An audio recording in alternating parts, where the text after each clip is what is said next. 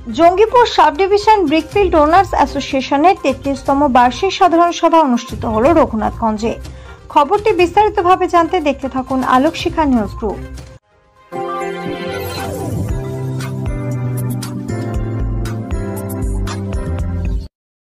আলোক শিখা news গ্রুপে আপনাদের সকলকে স্বাগত। আজ আমরা যে খবরের দিকে চোখ রাখব, Jangipur sub division brickfield owners অ্যাসোসিয়েশনের রঘুনাথগঞ্জ 1 এবং 2 নম্বর জোন তাদের রঘুনাথগঞ্জ সমিতির নিজস্ব ভবনে 33তম বার্ষিক সাধারণ সভা অনুষ্ঠিত করল। এদিন এই সভায় বিগত 2023-24 বর্ষের হিসেব প্রদান এবং 2024-25 বর্ষের নতুন কার্যকরী কমিটি গঠন করা হয়।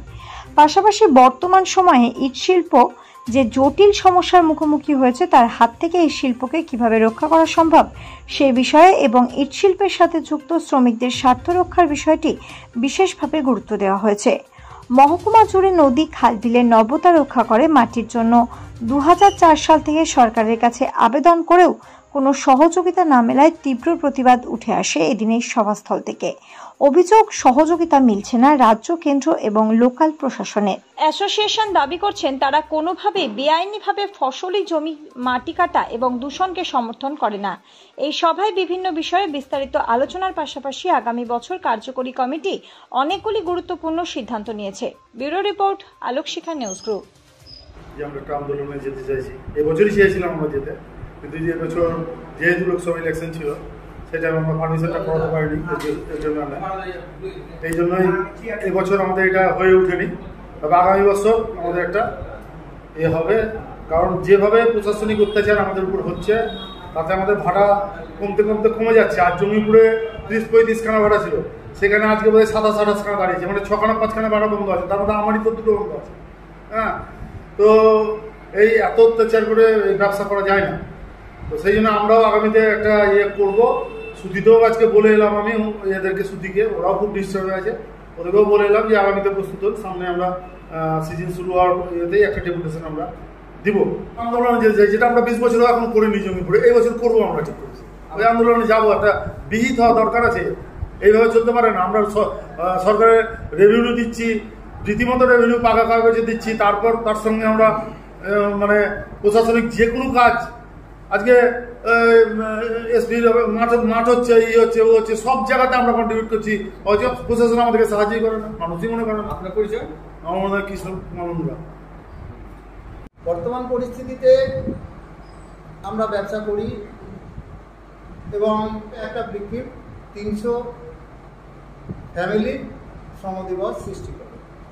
প্রশাসন আমাদের সবসময় সহযোগিতা করে থাকে, তবুও কিছু কিছু উইংসে, কিছু কিছু প্রশাসনিক দপ্তরে আমাদের সমস্যা হচ্ছে। কিছু কিছু জায়গা থেকে কেন কি জানি না, যে আমাদের প্রতি একটু চাপ, ডিস্টার্ব, রাস্তায় চলতে ফিরতে, গাড়ি ঘোড়া নিয়ে বিভিন্নভাবে অসুবিধা হচ্ছে। সেটা যদি আমাদের সমাধান না হয়, জঙ্গিপুর টোটাল সাব ডিভিশনের যে আমাদের জোনগুলো আছে, সুতি থানা, শামশেরগঞ্জ থানা এবং রঘুনাথগঞ্জ থানা, সাগরদিঘি ইত্যাদি মিলে আগামী দিনে একটা বৃহত্তর আন্দোলনে যাব। আমার নাম অশোক ঘোষ, প্রাক্তন জঙ্গিপুর সাব ডিভিশন প্রেসিডেন্ট তথা সেক্রেটারি এবং একনিষ্ঠ কর্মী। জঙ্গিপুর সাব ডিভিশন রঘুনাথগঞ্জ 1-2 ব্লকের বার্ষিক সাধারণ সভা সম্পন্ন করেছি।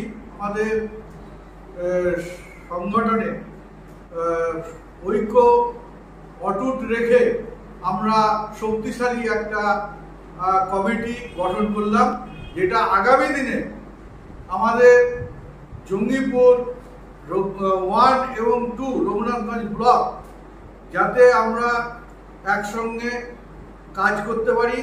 ইট শিল্প চালাতে সরকারের দিক থেকে আমরা যে সহযোগিতা আশা করেছিলাম, কিন্তু সেই আশা ব্যঞ্জক আমরা সহযোগিতা পাই না।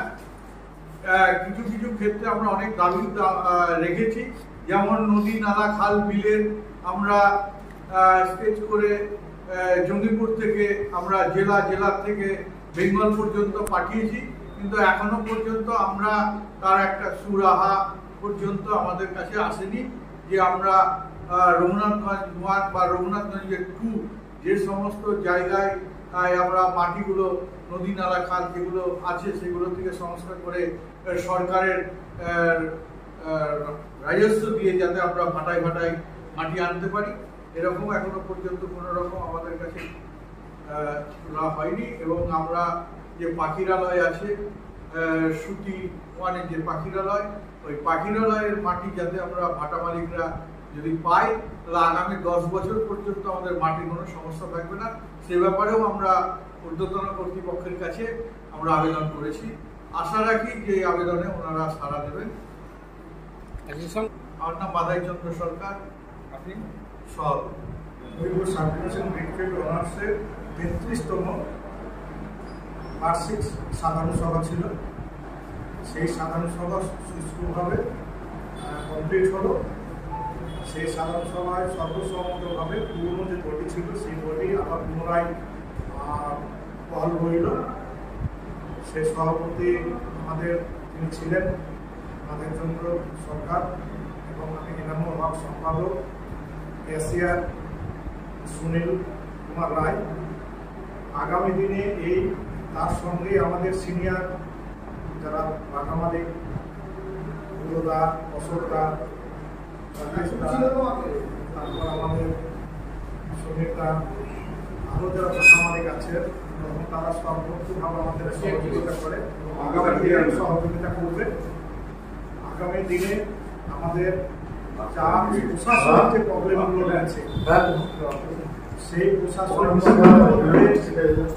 সর্বপ্রথম প্রবলেম হচ্ছে আমাদের কাঁচামাল সংগ্রহ। কাঁচামাল সংগ্রহ, মাটি, কয়লা আর আমাদের যে মাল পরিবহনের ব্যবস্থাগুলোকে সূক্ষ্মভাবে পরিচালনা করার জন্য প্রশাসনিকের সঙ্গে দ্বিপাক্ষিক আমরা একটা বৈঠক করার পরিকল্পনা করেছি। এবং সেই বৈঠকে যদি আমাদের সমস্যার সমাধান না হয় তাহলে আমরা এসডিওর কাছে আমরা সার্বিকভাবে একটা ডেপুটেশন দেওয়ার জন্য একটা পরিকল্পনা করা হয়েছে। সেই পরিকল্পনা প্রস্তুত এর ঢাকার যে পরিচালনা, তার জন্য আমরা প্রত্যেক ইনভার্টার এবং সাধারণ মেম্বার যারা আছেন প্রত্যেকের সহযোগিতা পেয়েছি এবং আগামী দিনে পাবো বলে আশা করি। এনামুল হক, আপনি সম্পাদক। ব্যুরো রিপোর্ট, আলোক শিখা নিউজ গ্রুপ। আপনি কি গাছ লাগাতে ভালোবাসেন? বিভিন্ন দেশি বিদেশি ভ্যারাইটিস ফুল এবং ফলের গাছ খোঁজ করছেন? তবে আর দেরি না করে চলে আসুন মা মিনতি নার্সারি এবং বোটানিক্যাল গার্ডেনে। পরিচালনায় সুমনা নাথ। আমাদের ঠিকানা কমল কুমারী দেবী মডেল স্কুল মোড়, রঘুনাথগঞ্জ, মুর্শিদাবাদ। মোবাইল নাম্বার 8348857572 অথবা 9732447572। স্বপ্না কম্পিউটার, যেখানে আপনি পাবেন একই ছাদের তলায় বিভিন্ন নামি দামি branded computer, desktop, laptop, keyboard, printer, সিসিটিভির মতন আরো অনেক কিছু। তাই আর দেরি না করে আজই চলে আসুন আমাদের ঠিকানায়। স্বপ্না কম্পিউটার, রঘুনাথগঞ্জ বাস স্ট্যান্ডের বিপরীতে, মুর্শিদাবাদ। অথবা বিশদে জানতে আজই কল করুন 9735388488 বা 9732844398 এই নাম্বার।